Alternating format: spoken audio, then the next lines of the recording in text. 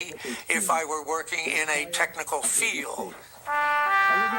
Such was the secrecy surrounding RADLAB. The American public was oblivious to what was being developed. Most were completely unaware that the clock was ticking its countdown to war. But for the newly recruited scientists at MIT, the importance of their work was not lost on them. This was an important project. There wasn't any question about that at all. We were going to get this solved, and everybody was expected to pitch in and do it, and we were anxious to get this job done, and maybe even get back to our regular jobs before too long. Few top American officials doubted that the U.S. would soon be fighting Hitler in Europe. But war would first strike from a different part of the world completely. On the morning of December 7th, 1941, aircraft launched by a carrier task force of the Japanese Imperial Navy struck the naval base at Pearl Harbor in Hawaii. In the 110 minutes of the attack, over 2,400 American forces were killed, 300 planes lost, and every battleship in the Pacific Fleet was either sunk or damaged.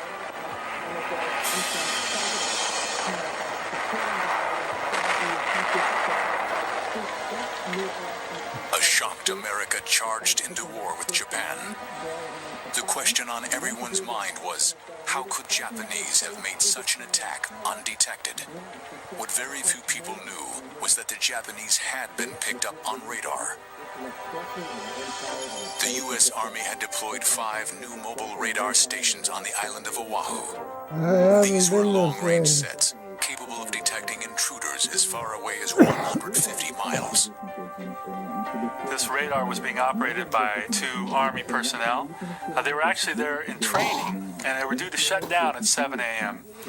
And the junior officer persuaded his boss to keep it open a little longer. And lo and behold, there was the blip of what turned out to be the Japanese air invasion. They actually tracked the planes for a while. They relayed the information to their command post, and the lieutenant on duty failed to put the pieces together. He had heard this vague rumor of some American bombers due in from the mainland around that time, and he thought this must be what they were seeing. He told them to forget about it.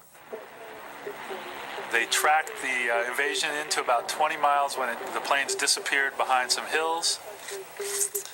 The rest, as they say, is history. But the radar fiasco at Pearl Harbor had a valuable silver lining. It alerted the U.S. military to the importance of radar and sped up its development and deployment. The arrival of Pearl Harbor clearly presented a different atmosphere in which to work. The principal change that I can detect in looking back is that the military were now definitely interested in what was going on in our experimental laboratory.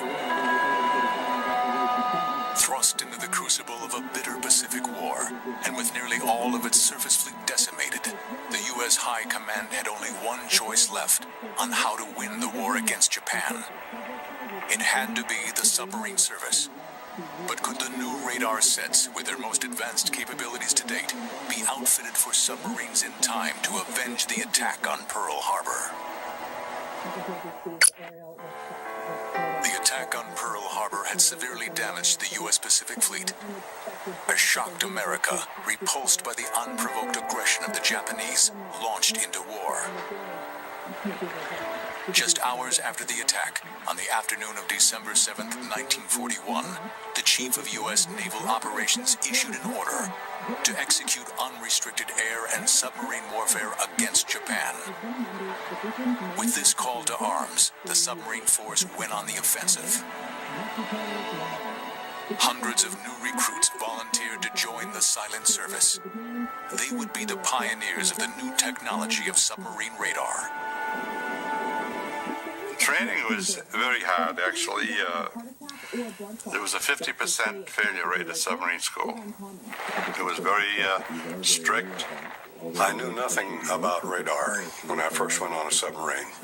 I didn't even know what the word was. And for some time, even the word was classified. But I began to learn about it because I had to. Alongside these volunteers, dozens of the silent killers were being built and rushed into service. Nothing was going to stand in their way. In May 1942, a unit was formed that combined the scientists of MIT and the armed forces. Its purpose was to streamline any bureaucratic obstacles that might hinder the development of radar. Now science could work hand in hand with the military.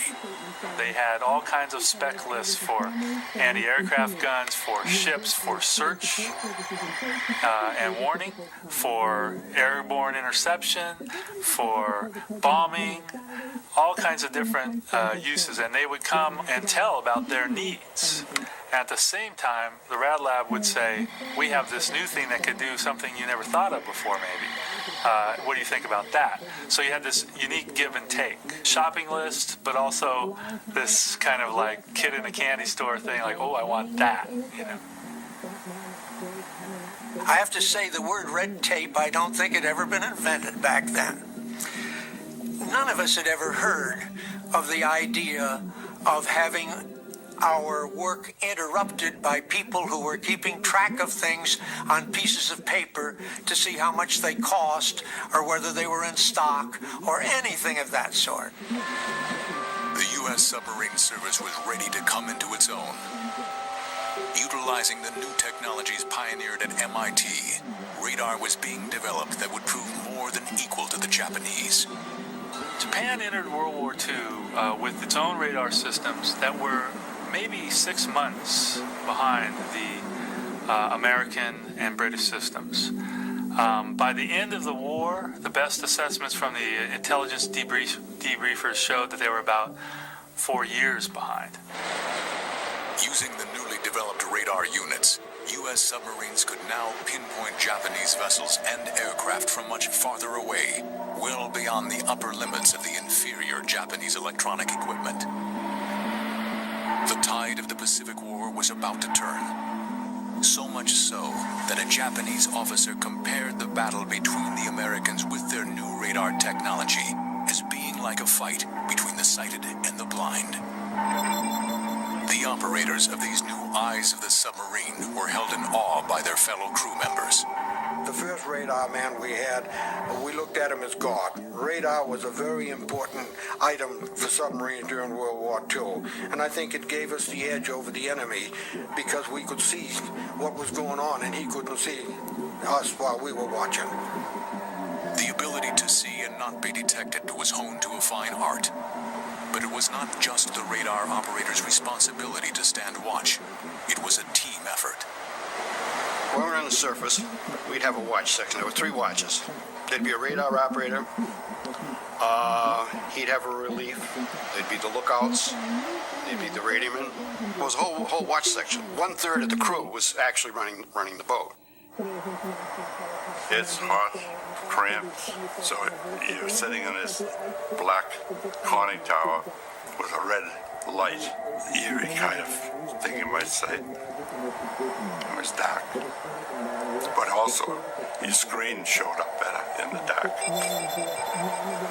Then the initial radar also was manually trained, the antenna was, so the operator stood and he cranked the antenna manually, and that was tiresome. You had to peer into that scope constantly.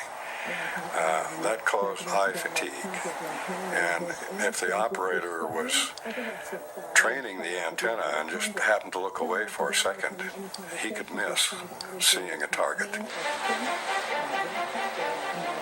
With the new radar, submarines were continuously locking in and destroying the enemy.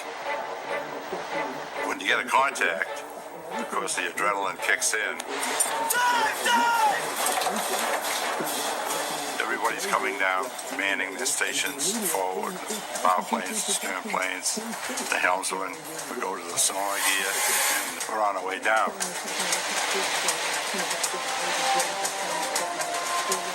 Using their radar, submarines could operate in hunter-killer groups and take control of the Pacific.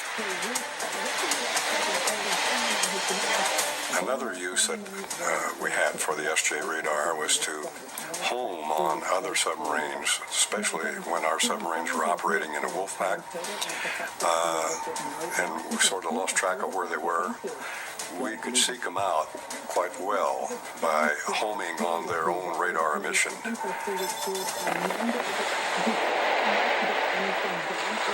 Using these tactics, the radar-equipped submarines were able to hunt down Japanese shipping, slowly squeezing the life out of the Empire's industrial and military might.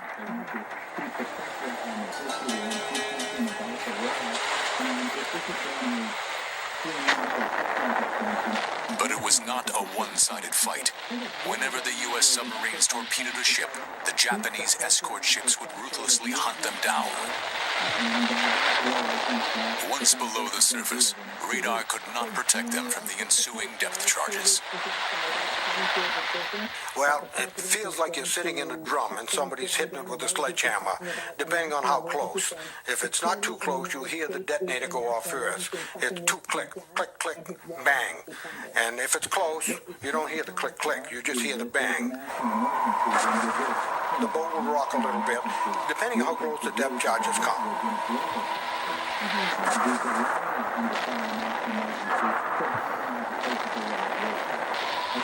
Everybody has their own level of fear. Some guys can take it a little more than the other person, but everybody is afraid of them. We had one young fella get on his knees when we were being depth charged. He was scared. He was scared. He thought that we were going to rip open and this was his day, that he was going to die. Yeah. By mid-1944, the Japanese were still unbeaten, but it was becoming evident that they might lose the war at sea. More and more radar systems were being rushed into the conflict, but one system would play a vital but little-known role in delivering the bombs that would end the war.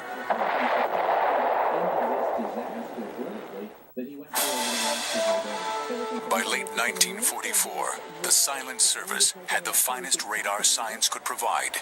Refining their methods of attack, the American submarines became the single greatest enemy of any ship flying the Japanese flag.